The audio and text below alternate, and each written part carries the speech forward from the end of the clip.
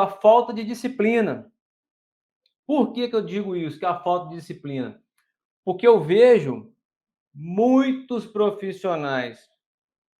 comuns, profissionais comuns que não tiveram nenhum destaque assim perante os outros alunos na graduação, ou dentro de uma empresa mesmo, não se destacava tanto dentro da equipe, mas que com o passar do tempo, você vê a curva ascendente desse cara, essa curva ascendente, o cara entrou aqui como estagiário, foi de estagiário você vê que o cara passou para engenheiro trainee, júnior, de júnior o cara trabalhou mais um pouco, foi para engenheiro pleno, trabalhou mais um pouco ali naquela disciplina que precisa ter, é necessário ter em todas as profissões, passou para pleno, de pleno para sênior, de sênior, quando você piscou o olho, olhou para trás, você está no mesmo lugar e o cara está na função de gerente.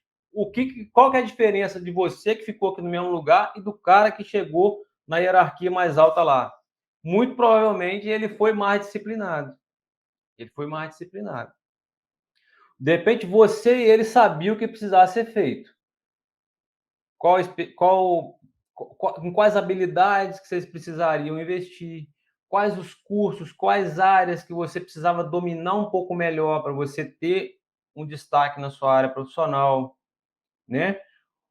Qual qual o investimento que você ia precisar fazer na sua carreira. Investimento que eu falo é investimento mesmo, em treinamento, de liderança, de gestão, né, de comunicação, de algumas habilidades específicas, como, por exemplo, o Excel, todo engenheiro precisa saber, independente da área, né, um Excel, e várias outras ferramentas e habilidades que se você dominar, você vai estar escalando degraus à frente dos seus concorrentes. Queira ou não, seus colegas de profissão, em algum momento, vão concorrer com você por alguma coisa.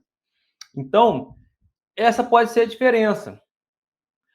Vou dar como exemplo o meu próprio exemplo. Poderia dar com vários dos profissionais que já trabalharam em minhas equipes, técnicos, ajudantes, até mesmo engenheiros, estagiários que passaram por minhas equipes aí. Eu posso dar vários exemplos. Eu vou dar um exemplo meu aqui para você.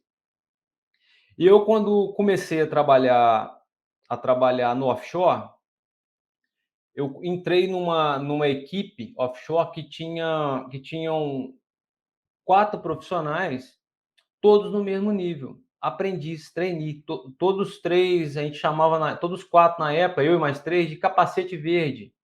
É o borracha, o borrachinha, sabe? O café com leite.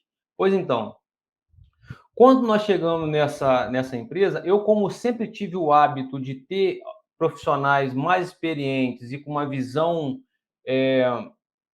de futuro, uma visão de crescimento, para me dar orientações, eu tive esse privilégio, mas eu busquei esse privilégio, eu escolhi bem, inclusive é o terceiro tópico o terceiro inimigo que a gente vai citar aqui, mas eu escolhi bem. Eu tive essa iniciativa de escolher bem as pessoas que eu ia me orientar. Então, quando nós entramos, eu me orientei com essas pessoas, esses mentores, é o seguinte: olha só, o que eu preciso fazer aqui dentro, nessa profissão, nessa função, nessa empresa, nesse negócio, para eu subir aqui dentro? Por quê? Eu vi que a empresa estava contratando, abrindo vaga, pegando novos contratos. Eu falei assim: opa, peraí, cara, esse negócio vai sair muita oportunidade aqui. Vão surgir muitas oportunidades e eu quero estar pronto. Eu sempre tive essa visão, eu quero estar sempre pronto.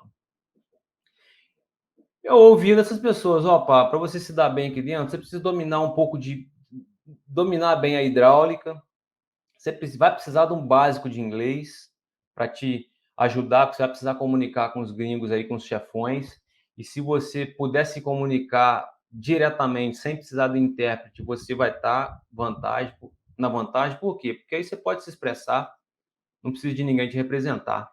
Então, eu peguei, eu preciso de entender de hidráulica, eu preciso de falar um básico de inglês, pelo menos aí, um básico para intermediário. Eu precisava de ter bastante conhecimento nas operações da plataforma. Por quê? Para eu entendendo das operações, eu passo a ser um profissional multi-skill. né, que tem muitas habilidades, tem várias habilidades. Um cara que tem muitas habilidades e consegue colaborar com diferentes setores dentro de uma operação, de um negócio, ele vai ser sempre bem aproveitado. Então eu entendi isso, falei assim, opa, peraí, eu preciso disso.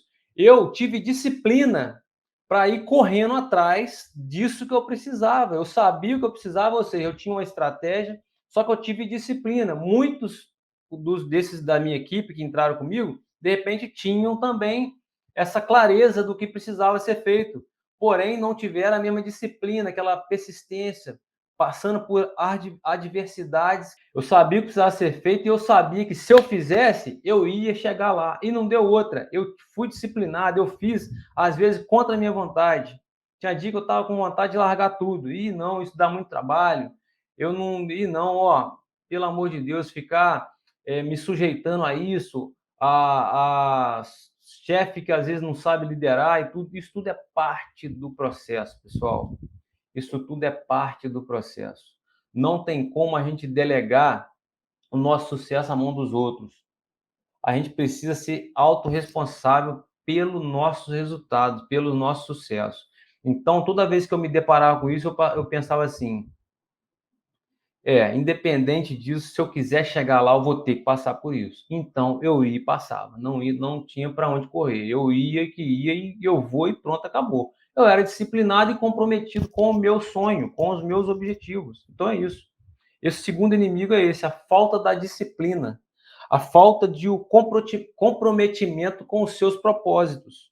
Esse é o segundo inimigo que te atrapalha a desenvolver na carreira, a ter sucesso, a ser acima da média, tá?